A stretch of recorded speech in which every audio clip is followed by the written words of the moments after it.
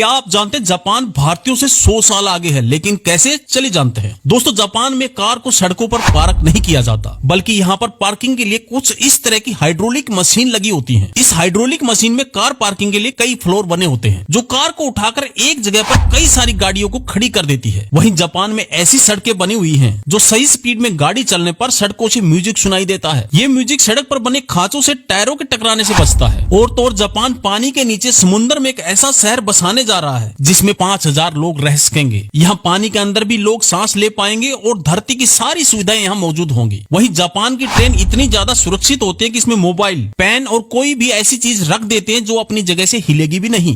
क्या आप जानते हैं जब एक प्लेन टूट जाता है तो उसे टेप की मदद से क्यों चिपकाया जाता है? और तो और इसको उड़ान भरने के लिए भी भेज दिया जाता है। लेकिन इतना भारी प्लेन एक टेप की मदद से कैसे चिपकाया जाता है? और तो और आपने देखा होगा प्लेन की खिड़की में एक छोटा सा छेद बना होता है। आखिर ये क्या काम आता है, चलिए जानते हैं। दोस्तों, प्लेन को चिपकाने वाला टेप कोई नॉर्मल कागज से बना नहीं होता, बल्कि एल्यूमिनियम से बना होता है। और प्लेन भी पूरी तरह से एल्यूमिनियम का बना होता है। और कहा जाता है कि इस टेप का इस्तेमाल तभी किया जाता है जब छोटे मोटे क्रैक प्लेन पर आ जाते हैं। और ये टेप हवा के दबाव को झेल सकती है, जो प्लेन को पूरी तरह से सुरक्षित रखती है। और दोस्तों, प्लेन की खिड़की में एक छोटा सा छेद न हो तो गुब्बारे की तरह प्लेन फट जाएगा, क्योंकि इस छेद से ही प्लेन के अंदर हवा का दबाव मेंटेन रहता है। और इतनी ऊंचाई पर अगर प्लेन की खिड़की को पूरी तरह से खोल दिया जाए तो लोग ठीक से सांस नहीं ले पाएंगे। दोस्तों, जिन जगहों पर बर्फबारी ज्यादा होती है वहां की सड़कें पूरी तरह से बर्फ से ढक जाती हैं, जिससे लोगों को काफी परेशानी होती है और लोग कई घंटों तक जाम में फंसे रहते हैं। इस प्रॉब्लम को देखते हुए अमेरिका की एक कंपनी ने ऐसी इलेक्ट्रिक केबल का इन्वेंशन किया है, जो सड़क पर जमी बर्फ को पिघलाने का काम करता है। जब रोड बनाए जाते हैं तो इन केबल को बिछाया जाता है और उसके ऊपर से कंक्रीट डाल दिया जाता है। जब बर्फबारी होती है तो ये केबल ऑटोमेटिक काम करने लगते हैं और सड़क को गर्म कर देते हैं, जिससे सड़क पर जमी बर्फ पिघल जाती है। इस इलेक्ट्रिक केबल का यूज सिर्फ रोड पर नहीं, बल्कि